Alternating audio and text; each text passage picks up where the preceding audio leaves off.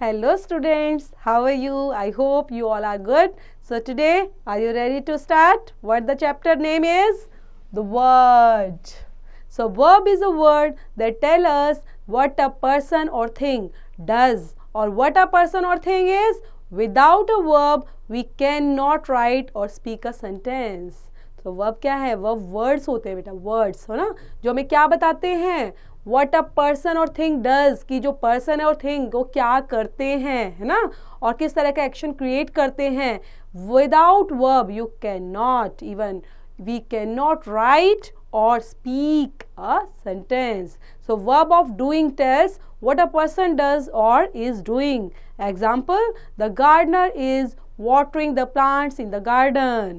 My mother cooks food. तो यहाँ पे watering, cooks, some जो ब्लू में हाईलाइटेड वर्ड्स हैं watering और cooks क्या प्रेजेंट कर रहे हैं, वो ये प्रेजेंट कर रहे हैं जो गार्डनर है what work is doing, वो किस तरह का काम कर रहा है, क्या काम कर रहा है, वो watering कर रहा है. तो watering is present here verb. And mother क्या करी, कुक्स. तो जो कुक वर्ड है it's also called a verb. So verb of being tells what a person और thing is or in what condition the person और thing is.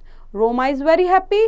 सो यहाँ पे क्या है, जो पर्सन और थिंग किस कंडीशन में है वो, okay, what condition he is assuming, so that is present by verb. So Roma is very happy means state, Roma की स्टेट ऑफ बीइंग कैसी है, happy. These are old books. तो बुक्स कैसी हैं, ओल्ड बुक्स. ओके, सो यहाँ पे चीज़ों को प्रेजेंट करने के लिए वर्ब की इंपॉर्टेंट नीड होती है, मस्ट होती है वो. Verb of possession tells what belongs to the person और thing. Subject, I have a beautiful diary, I have finished my work. तो यहाँ पे वर्ब ऑफ पोजेशन है कि आई हैव, मेरे पास है ना, आई have a finished my work. तो यहाँ पे पोजेशन को वर्ब क्या शो कर रही है, पोजेशन को शो कर रही है कि what belongs to the person और थिंग. ठीक है. First, finite and non finite verbs. यहाँ पे फिनिट और नॉन फिनिट वर्ब के बारे में पढ़ेंगे. फिनिट वर्ब्स क्या होती हैं. Finite verb is the verb that are limited by the number and a person of its subject like she, boys, my pet, India, I. Okay, अब यहाँ पे फिनिट वर्ब में क्या क्या आएगा, boys play football, I have many toys, she reads clearly, India is a highly polluted nation. तो यहाँ पे जो हम पढ़ रहे हैं एग्जाम्पल्स हैं फिनिट वर्ब्स के, जिसमें क्या शो हो रहा है, शी को प्रेजेंट किया जा रहा है, बॉयज को प्रेजेंट किया है, माई पेट है, शी है, India. So these are some example which shows the finite verb. Kinds of finite verb. So यहाँ पे 3 types of infinitive verb है. First is transitive, intransitive, auxiliary. So auxiliary verb को you can call it helping verb also. So here are some presenting some pictures. Transitive verbs which is related to the child kicked the ball. So जो child है वो किस चीज को kick कर रहा है, the ball. My father runs a shop. So father क्या काम करते हैं, a shop. He wrote many books. So wrote क्या की गई है, many books. My mother cooks food for us. So mother क्या करती है, cooks food. In the above sentences, the verbs wrote, cooks, kicked, runs require objects. The colored words to complete their sense. Such finite verbs are transitive verbs. A verb which requires an object to complete the sense is called a transitive verbs. The action of this verb passes over from the subject to the object. यहाँ पे transitive verb के अंदर क्या हो रहा है, जो verb है वो require क्या करती है, object को require करती है. Means there is need to require some objects will be there. If subject will be there means we can call it transitive verb. So this action of the verb passes over from the subject to object. Next is intransitive verbs. The stars twinkle. My brother was arrived. Monkeys are jumping. So stars are twinkle. Brother has arrived. Monkeys are jumping. In the above sentences, the verbs twinkle, has arrived, are jumping do not require any object to complete their sense. Such verbs are intransitive verbs. So twinkle has arrived, jumping. So twinkle arrived, jumping. तो इस sentence के अंदर आप देख रहे हैं बेटा, sentence automatic complete हो रहा है. There is no need to object to complete their sense. A verb which requires an object to complete its sense is called an intransitive verb. The action of this verb does not pass on to any object. She became sad means became sad. तो यहाँ पे need नहीं आपको object लगाने की. My sister is a student. तो यहाँ पे भी क्या है, सिस्टर स्टूडेंट है, तो वहाँ पर भी आपको अलग से ऑब्जेक्ट मेंशन करने की नीड नहीं है. In the sentences became and is required words sad and a student to complete the sense, but these words are not objects. Such verbs are called the verbs of incomplete predications. The word or phrase which completes the verb in a sentence is called the complement. The following are some of the verbs of incomplete predication. Be is, am, are, was, were, appear, seem, grow, etc. तो यहाँ पे आपने देखा sentence के अंदर became या फिर जो वर्ड लगा हुआ है is, वो हेल्पिंग वर्ब की फॉर्म में लगा है, तो वहाँ पे भी आपको सेंटेंस के अंदर ऑब्जेक्ट्स की नीड नहीं होती. इवन वो जो सब वर्ब्स हैं उनको क्या बोलते हैं, इनकम्प्लीट प्रेडिकेशंस के नाम से उनको जाना जाता है. जो वर्ड है, फ्रेज हैं, वो कंप्लीट करते हैं वर्ब्स को, सेंटेंस के अंदर ही उन चीज़ों को कंप्लीट कर देते हैं, जिनको हम कॉम्प्लीमेंट के नाम से भी जानते हैं. इनको क्या बोलते हैं, जो following are some of the verbs are incomplete prediction. कौन कौन से, am, are, was, were, appear, seem, grow, etcetera. Next is auxiliaries helping verbs. Auxiliaries helping verb कौन सी होती हैं, We have painted the poster. He must meet his friend. The old man is resting in the park. So have, must, is in the above sentences are auxiliary verb as they help painted, meet and resting respectively. आप यहाँ पे क्या देख रहे हैं, picture के अंदर painted दिया हुआ है ना, पेंटेड क्या कर रहा है बच्चा, पोस्टर को पेंट कर रहा है. यहाँ पे दो फ्रेंड्स मीट कर रहे हैं और जो ओल्ड मैन है वो रेस्ट कर रहा है. तो ये ऑक्सिलरी वर्ब के अंदर जो ये आपको दिए हैं तीन वर्ड्स, हैव, मस्ट, इज, इनको हम ऑक्सिलरी वर्ब्स के नाम से जानते हैं और ये हमारी हेल्प करते हैं सेंटेंस को प्रॉपर तरीके से मेंशन करने के लिए और उसको रिस्पेक्टिव तरीके से कंप्लीट करने में. सम इंपॉर्टेंट ऑक्सिलरी वर्ब कौन कौन सी हैं बेटा, here are some examples of auxiliary verb.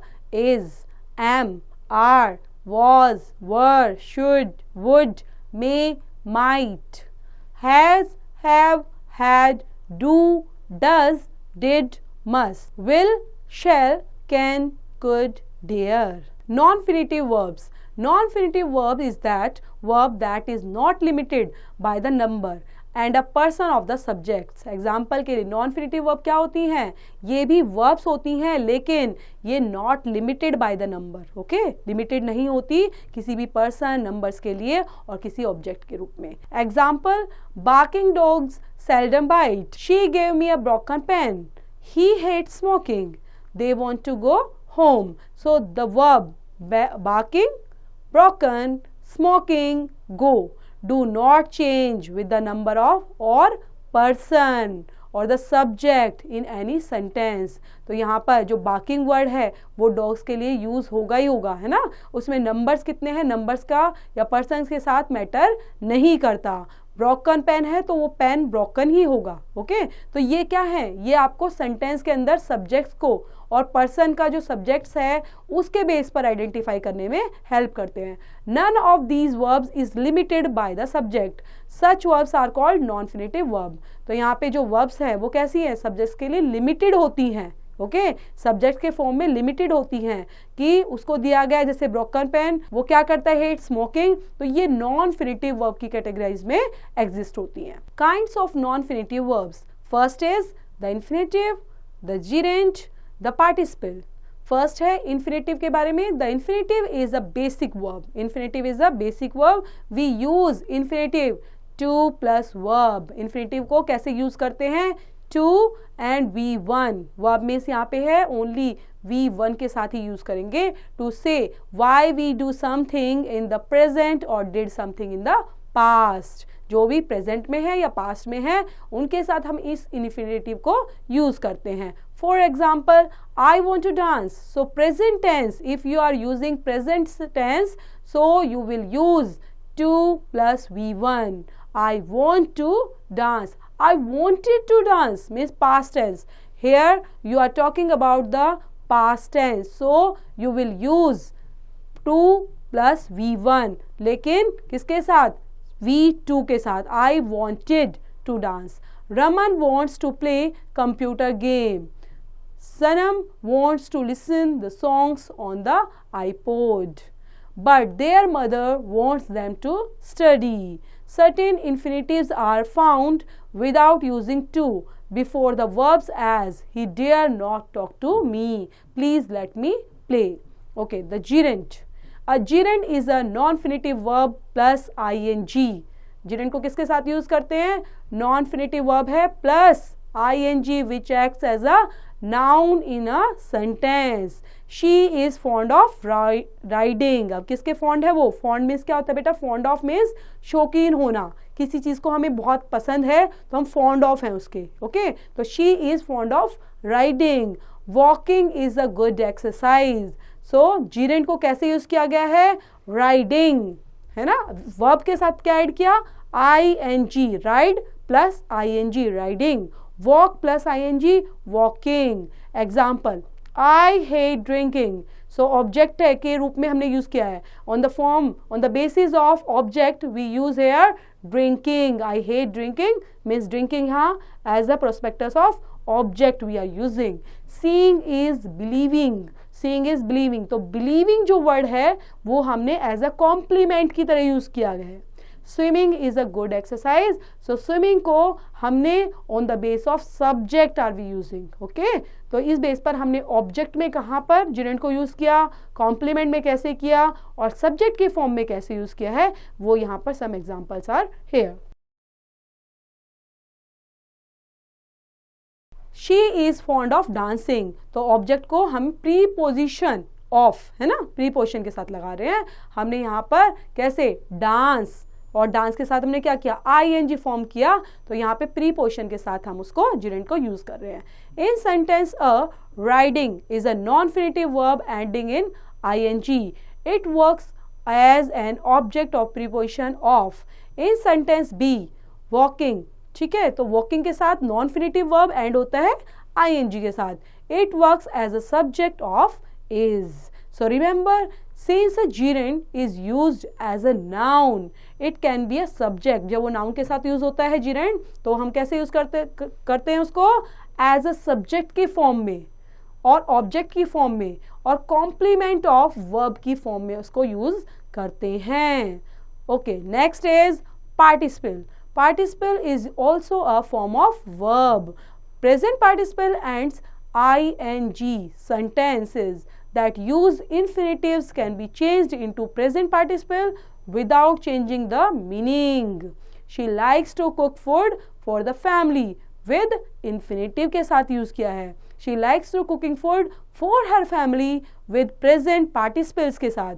From the above sentences, we can make out that participles are of three kinds. So, three kinds of participles we are going to read. So, first is present, second one is past, and third we are going to start perfect. So, first non-infinitive verb plus ing. Example, running, arriving, smiling. So, here infinitive verb के साथ हम कैसे ing को put करते हैं and when we make the sentences. So in past sentences non-infinitive verb को third form of verb we used. Covered means cover को हमने क्या किया? third form of verb में use किया है. cover, covered, covered. So ये आपका past में है और third form of verb है. Frightened, perfect, perfect को non-infinitive verb में with having, having plus third form of the verb means having completed. हमने क्या किया? with having we use here third form of verb in perfect form. Okay, when you are using the perfect tense then you will use non-infinitive verb with having with the help of third form of the verb. Okay, a few more examples of participles. First is walking on the road. He saw a snake, present participle. अब यहाँ पर हम बात किसकी करें, जो first figure out है बेटा उसके अंदर हम क्या देख रहे हैं, प्रेजेंट पार्टिसिपल्स को देख रहे हैं. मीन्स वो बच्चा वॉकिंग ऑन द रोड, जब रोड पर चल रहा था उसने क्या देखा, ही सो अ स्नेक. मीन्स यहाँ पे प्रेजेंट टाइम की, प्रेजेंट पार्टिसिपल्स की बात कर रहे हैं. Second picture is showing I saw the bird flying. Present participles, यहाँ पर भी present participles we are using. So मैंने किसको देखा या उसने किसको देखा, आई सो, मैंने देखा द बर्ड फ्लाइंग, उड़ते हुए पक्षी को. So having broken the cup she threw it in the dustbin. Means work had already done, so that's why we are using here having broken. Means with having we are using V3. Okay, third form of verb we are using hair.